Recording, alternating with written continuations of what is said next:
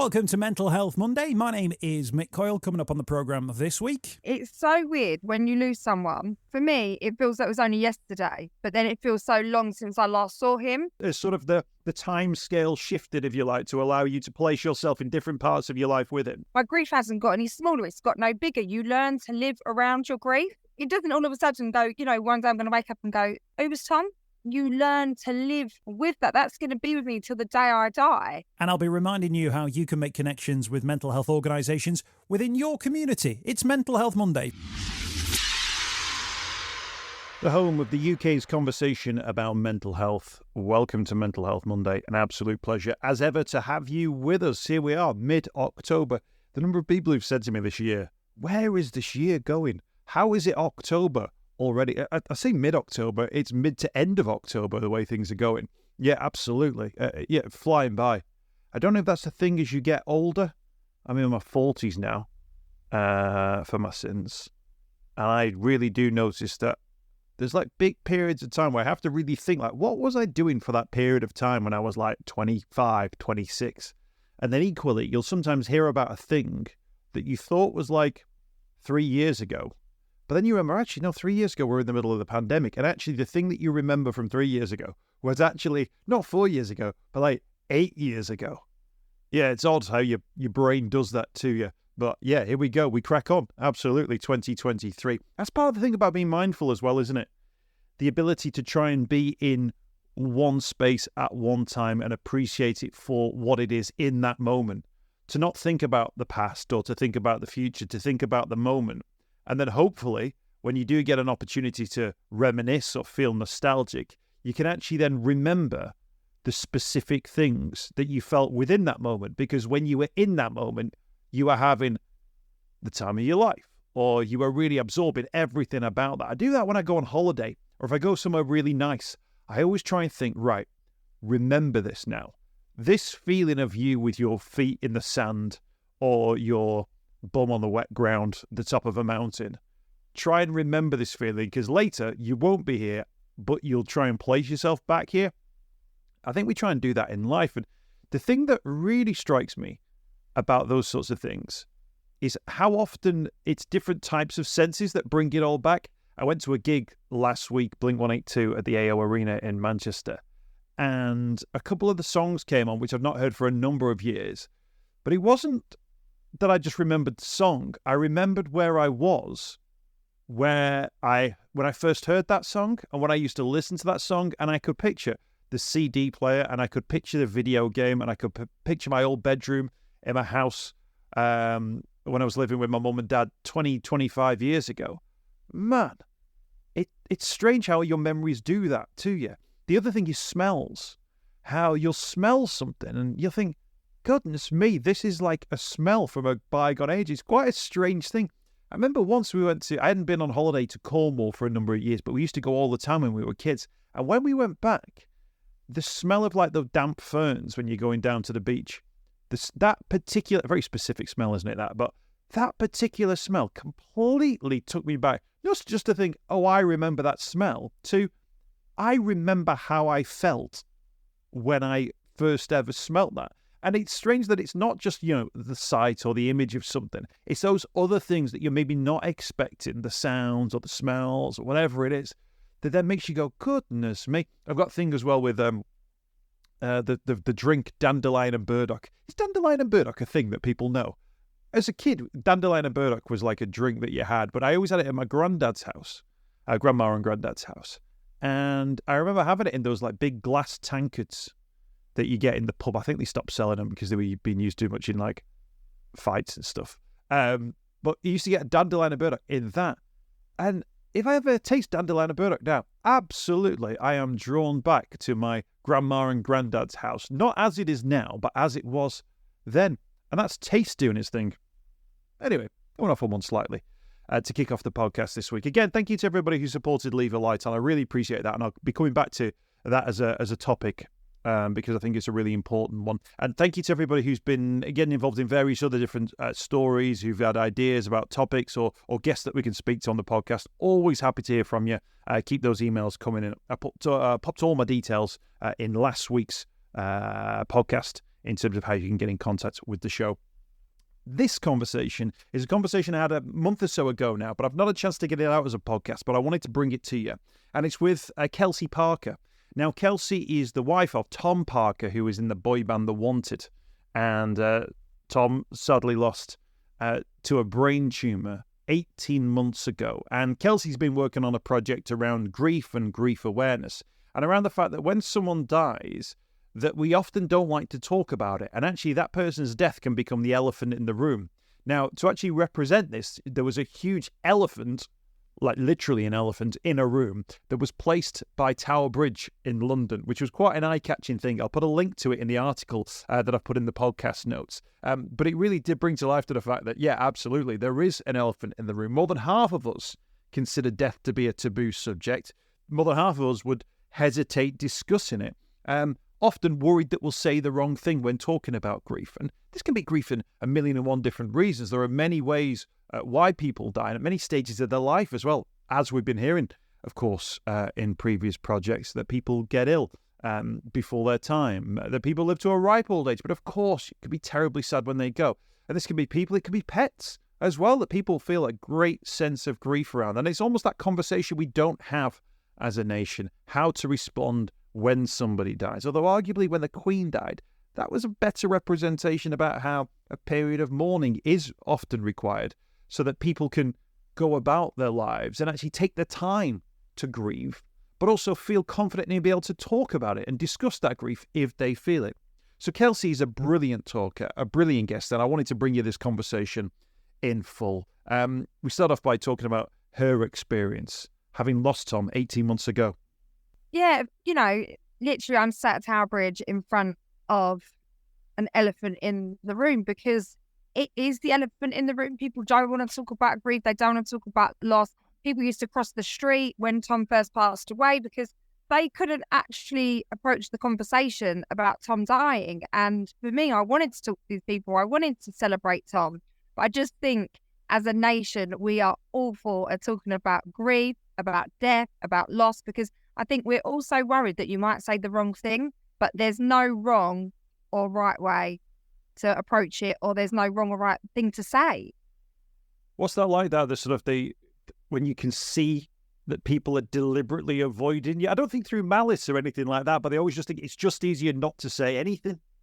And people think it's easy to say like nothing than just be like, hi, how are you? I'm really sorry for your loss. Like saying I'm sorry for your loss is not going to get anyone's back up. Like, then that opens that conversation to say, don't be sorry. Like, I had a wonderful life with Tom. It was cut too short, but, we had an amazing, amazing 13 years together. And I want to talk about Tom, and he's the father of my children.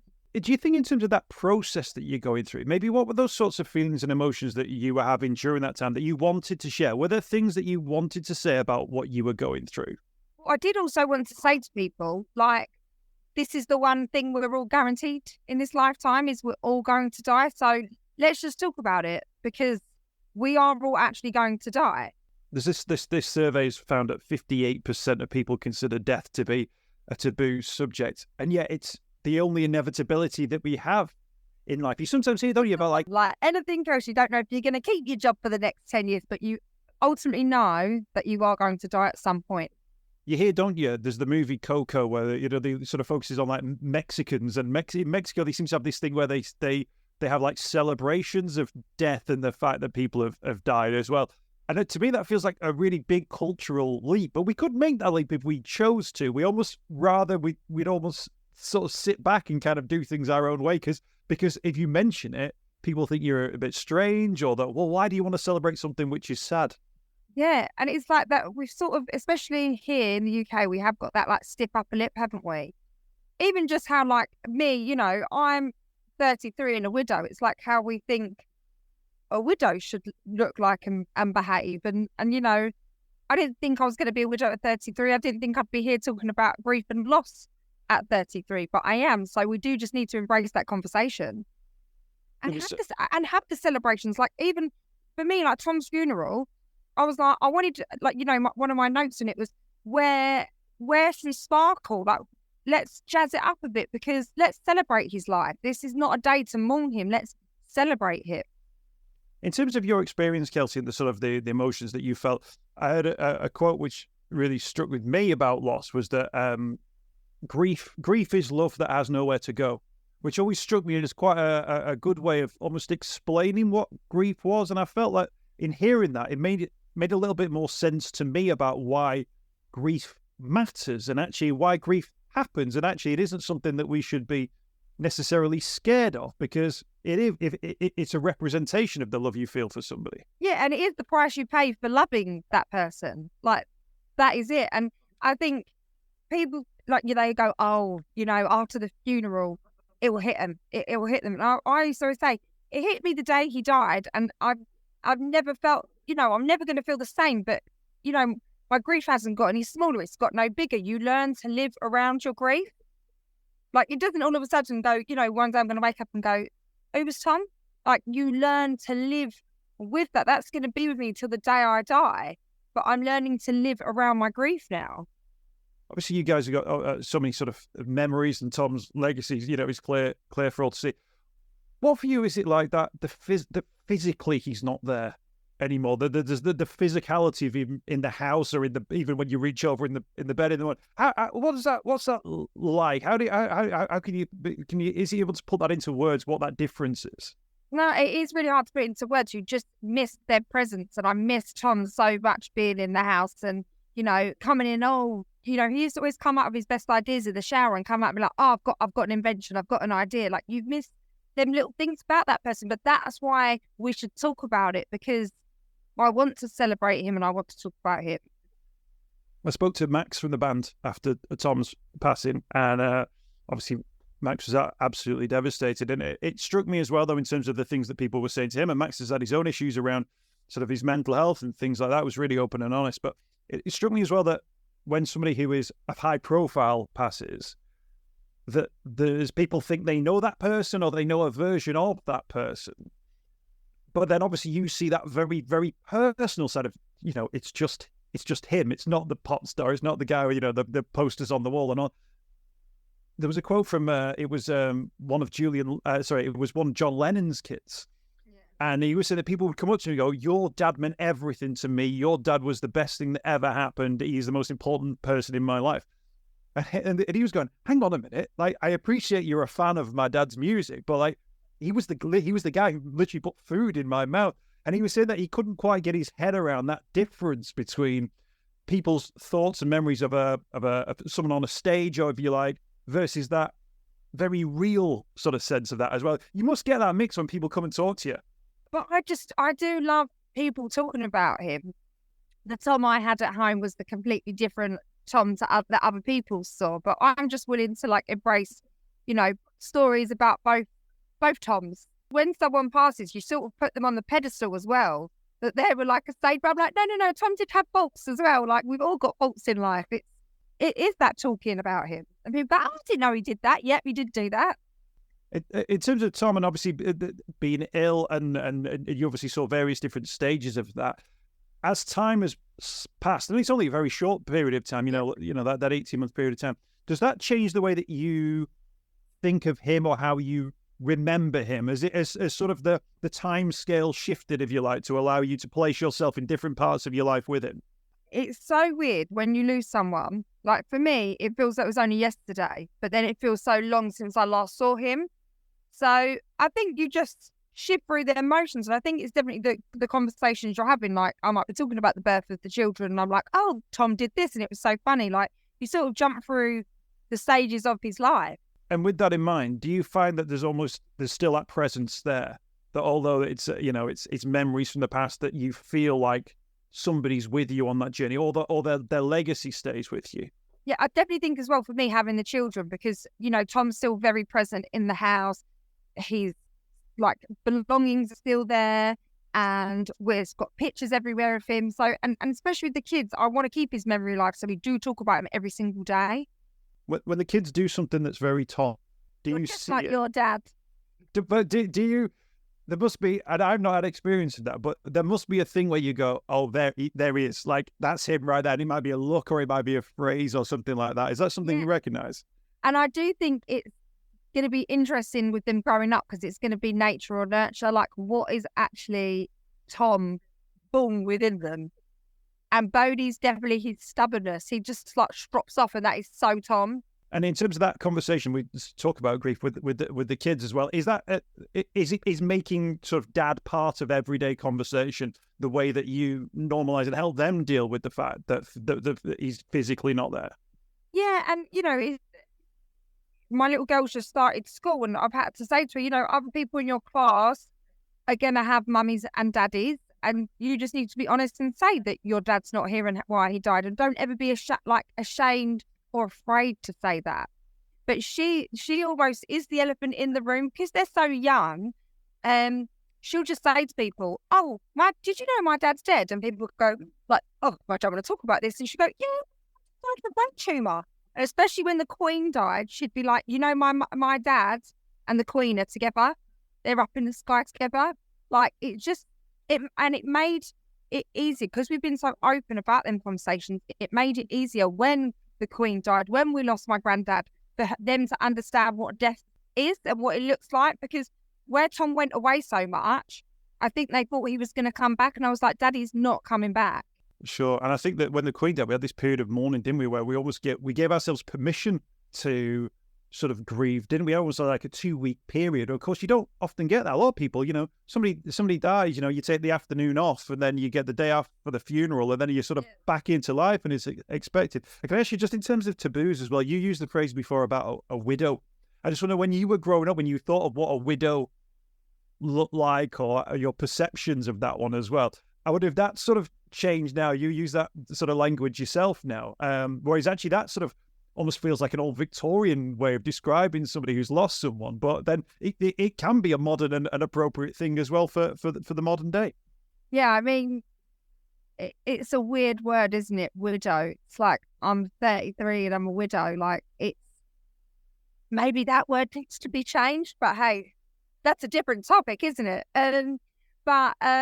Yeah, it's just I never saw myself here. And you do think of a widow as like a lady in their 80s, 70s, 80s have lost the husband and in mourning. And now you see me in a pink jumpsuit at 33 being a widow. And when people sort of talk about Tom, do they ever ask you, how are you? And I'll ask you the question now, how are you? How are you getting on just that day to day? I just think you learn to live with your grief. So, for me, it's about just pushing forward and living each day because, Tom said this, we're not promised tomorrow. So live each day and enjoy every moment. And I always say to people, I'm like, it's just not that deep. It's not that deep. Don't worry about them little niggles in life. That's great advice. Kelsey, thank you so much for your time. Really appreciate it. I'm going to get some pictures up online as well so people can check out the elephant in the room or the elephant by Tower Bridge as well. Thank you so much for speaking to us. We wish you all the best and speak to you soon. Thank you so much. I hope you've enjoyed this week's podcast. Thanks for checking out Mental Health Monday. My name is Mick Coyle. You can find me on Twitter at Mr. Mick Coyle. You can also find me, Mick Coyle, on Facebook as well. Don't forget, if you want to speak to somebody about your mental health, you can do so. The Samaritans, free to call on 116 123. You can find mental health services where you are. Just look for the Hub of Hope. Type in your postcode. It'll find those mental health services close to you. And for support in a crisis, you can text SHOUT to 85258. That's if you're experiencing a personal crisis, you're unable to cope and need support. Shout to 85258. That's a text line. Do get involved in those services. In an absolute emergency, always remember the number to call is 999. Thanks for downloading the podcast this week. We'll be back next week with more Mental Health Monday.